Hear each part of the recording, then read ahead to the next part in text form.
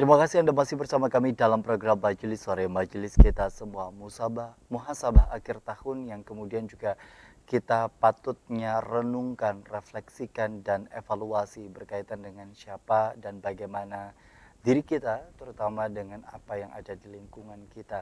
Tentu ini menjadi PR tersendiri seumur Betul. hidup, Iya, terutama dalam kehidupan kita sehari-hari. Manusia kadar keimanannya kadang meningkat, kadang menurun, betul. tergantung dengan hadirnya lingkungan di areanya. Bisa jadi ada lingkungan-lingkungan yang kemudian juga menjerumuskan, Ya, bisa jadi juga menjadi pelajaran bagi orang tersebut untuk terus meningkatkan keimanannya. Sejauh mana sebenarnya kalau kita bicara mengenai kadar keimanan seseorang, Pak, untuk iya, kadang kan ada titik di mana seseorang merasa imannya lemah sehingga terjerembab iya, dalam sebuah kehilafan dan kemudian juga kembali lagi kepada Allah. Kemudian juga di satu titik lagi yang lainnya kadang ada juga rasa semangat untuk iya, terus beribadah, namun ini tidak semacam tidak merata ke dalam kesehariannya. iya, Sejauh mana kita mampu untuk ada di titik konsisten sebenarnya? iya. Baik. Kan memang sudah dikatakan al-imanu yazid wa yanqus. Iman itu turun naik ya, naik turun gitu, bisa bertambah, bisa berkurang. Nah, oleh sebab itulah Nabi kita Muhammad SAW memberikan satu instruksi kepada kita dengan iman itu apa? Jaddidu imanakum. Iman itu mesti diperbaharui, ya. Seperti kita dengan pakaian kan kita perbaharui. Hmm. Kalau kotor kita cuci, kalau Hmm. sudah tidak layak kita pakai kita ganti.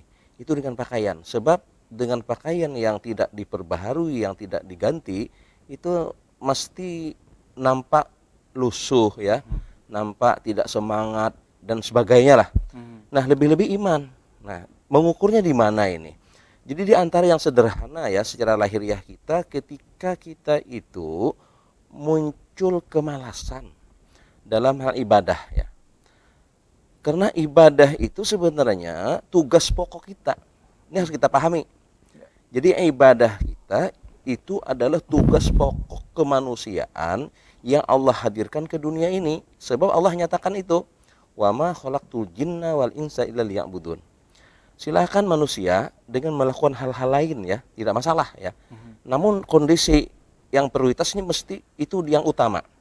Kita ingin perbandingkan misalnya dengan handphone yang ada di tangan kita sekarang ya. Ya. Phone itu apa? Phone itu alat komunikasi Ya. ya yang digunakan untuk jarak jauh, yang Hmm. tidak memungkinkan untuk bertatap muka kan. Hmm. Lalu gunakan phone ya, dulu pakai kabel. Ya, hanya satu-satunya itu ya tugas phone itu waktu itu. Sekarang alhamdulillah dengan teknologi yang maju, kita pakai handphone yang bisa dibawa ke sana kemari dan dia punya berbagai macam aplikasi. Betul. Nah, kita silakan gunakan aplikasi-aplikasi itu. Namun tetap yang namanya phone itu adalah alat komunikasi. Ketika ada panggilan, maka yang lain tuh hilang. Hmm. Saat nonton video misalnya kan, Ya. video hilang, yang manggil masuk. Ya. Kenapa? Karena memang peran utama handphone yaitu Hmm. sekiranya ada orang manggil, kita sedang main aplikasi yang lain, dia tidak masuk, itu berarti handphone apa itu? Handphone error. Mending main game, beli alat main game aja, jangan pakai handphone mainnya kalau nggak terganggu dengan panggilan. Karena tugas telepon adalah memang menerima itu. Hmm. Nah, sama kita hari ini, tugas kita sebagai manusia adalah mengabdi, beribadah kepada Allah. Ketika dipanggil untuk beribadah, ibadah dulu yang utama. Hmm. Silahkan kita kerja yang lain.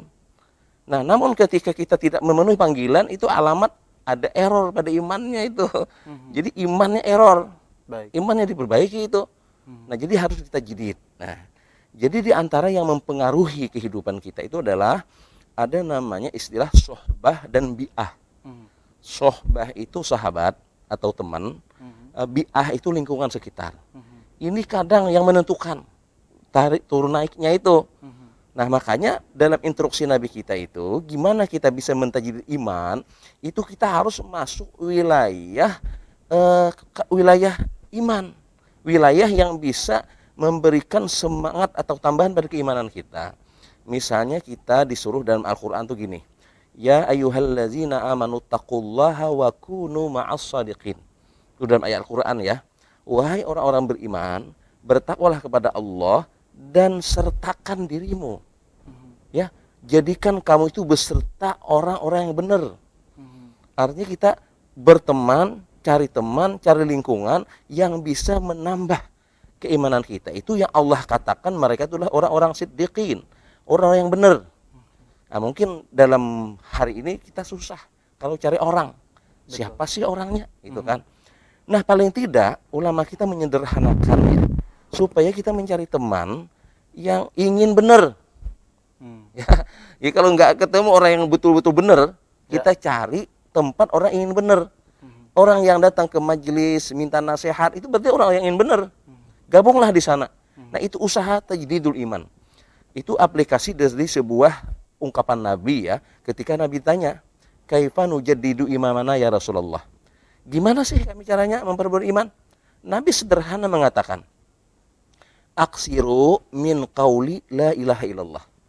Perbanyak kalian dengan ucapan la ilaha illallah. Ini ulama mengatakan ada 3 makna ya. Pertama, maknanya adalah majlis zikir. Duduk, ikut hadir dalam orang yang berzikir, karena di situ diperbanyak ungkapan kalimat iman. Ada juga makna yang kedua adalah majelis ta'lim, majelis yang membicarakan hikmah, agama, syariat, hukum hakam agar kita memahami begitu dan mudah mengamalkan. Ya, yang ketiga adalah ad-da'wah, kita sebarkan ini kalimat. Seperti yang Nabi katakan, ya ayuhan nas qulu la ilaha illallah tuflihu. Seperti ungkapan para anbiya, ya qaumi ibudullah malakum min ilahin ghairuh. Nah, paling tidak kita ada, baik itu dalam keseharian kita, dalam sepekan kita, dalam waktu-waktu yang ada itu harus ada. Kita ambil bagian dalam usaha tajdidul iman tersebut agar itu semakin mantap.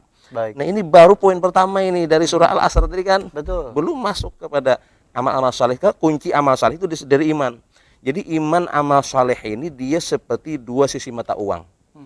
Satu ada, satu tidak ada, kosong. Baik. Jadi dia, nah untuk menguatkan yang 2 ini ada 2 berikutnya. Tawasaw bil haq itu tadi. Hadir di majelis tausiah. Boleh kita yang kasih tausiah, boleh kita yang minta tausiah. Itu selalu ada dalam kehidupan kita. Bila ini ada, itulah orang yang keluar dari orang-orang yang rugi. Itu kalau berdasarkan timbangannya dari surah Al-Asr tentang waktu itu. Baik, muhasabah akhir tahun, muhasabah awal tahun, ini juga menjadi bagian yang kemudian juga sering kali diamalkan, dan ini kan juga cukup banyak Pak ya untuk ada semacam amalan-amalan, baik itu berdoa, kemudian juga sholat sunat dan lain sebagainya. Tapi terlepas dari itu semua kan adalah proses perbaikan diri sebenarnya untuk menuju hal-hal yang lebih positif. Kita tahu begitu ya. Dalam proses tiap tahun itu sendiri kan ada seringkali itu tadi naik turunnya sebuah iman yang kemudian juga seringkali kita sudah mau semacam berjanji untuk tidak mengulangi, namun hal tersebut kembali lagi, misalnya dalam hal yang sengaja ataupun tidak disengaja begitu. Nah, dengan kondisi seperti itu kita tahu juga ampunan Allah ini tidak terhingga dengan apapun yang kemudian juga dilakukan oleh para manusia ini sendiri kan juga begitu luar biasa. Sejauh mana sebenarnya kita mampu untuk mengukur diri kita dalam hal kebaikan ke depan dengan apa yang kita lakukan, karena tentu bicara mengenai kebaikan dan menimbang untuk diri sendiri ini kan juga cukup menjadi bagian yang sebenarnya juga kita tidak tahu ukurannya, apakah diterima atau tidak pun juga kita masih belum tahu. Bagaimana dengan kondisi seperti itu? Pertama ya, kita melihat sesuatu itu adalah sesuatu yang wajar. Jadi salah, berdosa, khilaf ya, itu adalah sesuatu yang wajar. Dan itulah manusiawi. Dan Allah Maha mengerti dengan kemanusiaan itu. Makanya Allah membuka pintu ya, membuka pintu bagi hamba-hamba yang ingin kembali kepada Allah, yakni dengan taubat. Nah, dan itu memang tadi wajar, sangat manusiawi. Contoh sederhana kita dalam rumah tangga nih, ya suami istri kan, ada saja selalu cekcok yang kadang-kadang merusak keharmonisan itu. Betul. Nah, tapi kita mesti kembali. Bahkan dalam sebuah proses perceraian sendiri, itu masih ada kesempatan untuk kembali. Kan ada talak 1 boleh kembali, talak 2 kan boleh kembali. Betul. Artinya itu adalah sesuatu yang wajar dan manusiawi. Nah, bukanlah sebaik-baik manusia yang tidak punya salah. Tapi sebaik manusia adalah mereka yang salah tapi bertaubat kembali kepada Allah Subhanahu wa taala. Itu cara memperbaikinya ya. Jadi kita kembali kepada Allah Subhanahu wa taala. Nah, itu. Yang kedua, kalau kita sudah merasa ada sesuatu yang salah dalam hidup kita, kita harus ada punya tekad untuk memperbaiki. Jadi jangan dibiarkan selarut-larutnya begitu. Ya kan? Nah, dia seperti mana kita contohkan itu tanaman ya. Betul. Tanaman itu kan melancar ke sana kemari. Betul. Nah, tapi yang punya itu mengendalikan, dikembalikan itu supaya tetap baik, tetap bagus kan.